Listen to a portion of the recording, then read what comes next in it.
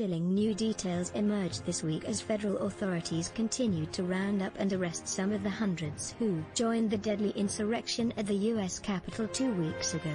A criminal complaint filed Tuesday alleges conspiracy and other crimes against 3 members of an extremist group, the Oath Keepers. The 3 have been arrested. The complaint traces how they planned the attack weeks in advance, then coordinated by radio as they moved into the Capitol with precision, wearing helmets, reinforced vests and the military-style insignia. Their group also communicated via Facebook with someone who might have had inside knowledge, egging them on and directing them where to find legislators who were being shielded and protected, the FBI alleges in the complaint. All members are in the tunnels under Capitol. Seal them in. Turn on gas. One such message read: the charges against Thomas Caldwell of Virginia and Jessica Watkins and Donovan Crowell of Ohio are among a number of more serious crimes alleged as the riot investigation begins its 3rd week. Those 3 are among 7 charged with conspiracy so far by the FBI and the Department of Justice. A list of nearly 100 people arrested from the day of the riot on January 6 to the eve of Joseph Biden's inauguration on January 20 includes a diverse group: Donald Trump supporters, members of far-right and anti-government groups and others whose paths to the Capitol started in hometowns around the country but converged in a riot that left 5 people dead and dozens injured. It was a toxic brew of conspiracy theorists, said Aiton Goldman, an attorney who helped prosecute Oklahoma City bomber Timothy McVeigh and is now a partner with the D.C.-based law firm Zuckerman Speeder.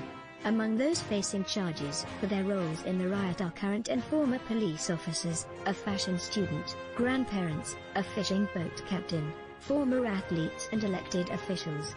Here's what USA Today research shows. USA Today's list does not include a few dozen who were arrested for curfew violations on the Capitol grounds overnight on January 6 and focuses on those accused of entering the Capitol or crimes related to violence or weapons.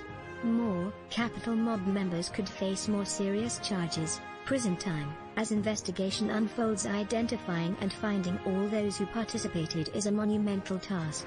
FBI officials say they're reviewing more than 100,000 pieces of digital evidence that helped them arrest an average of 9 people a day over the past week.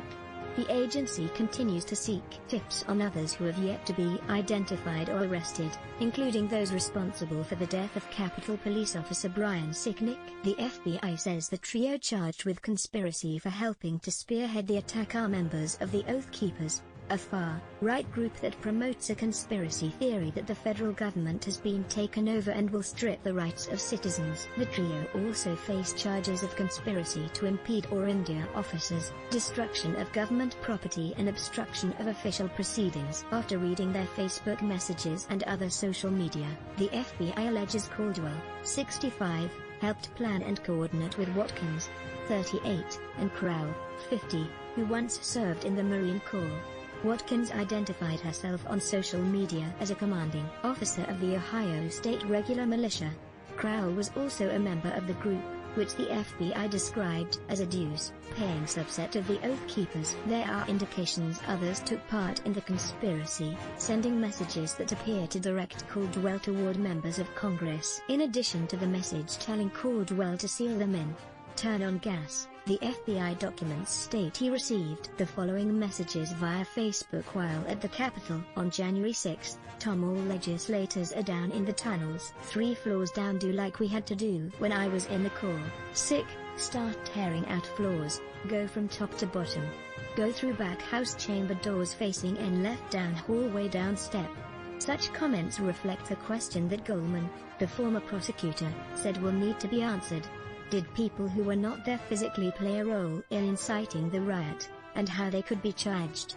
Experts at the Southern Poverty Law Center, which tracks hate groups, have not been surprised to see a full spectrum of groups, including Oath Keepers, Proud Boys, white nationalists and anti-government types.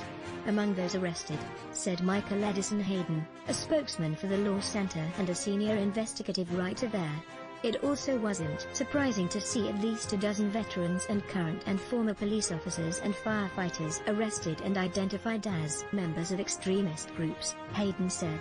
First responders, police officers, and military are among the most sought after recruits among the far-right groups, he said. They have a level of operational knowledge about how things work. The Oath Keeper's name is derived from the oath military members and police take to defend against all enemies, foreign and domestic. Other arrest documents released this week detail violence threatened before and after the riot. One man, for example, threatened to shoot family members if they turned him in, FBI agents stated. They allege that after Guy Reffitt, 48, returned to his home in Wiley, Texas, he told his family we stormed the Capitol and that he needed to erase everything. The agents report that during an argument with his son and daughter, Reffitt warned, "If you turn me in, you're a traitor, and you know what happens to traitors, traitors get shot." Ultimately, the rhetoric and conspiracy that fueled the Capitol riot is similar to what took place leading up to the Oklahoma City bombing, Goldman said. The difference here is that they were peddled online, so they had a much broader reach, and you also have the president tweeting and retweeting from the Oval Office, so it's an order of magnitude greater problem. But it's the same basic dynamic.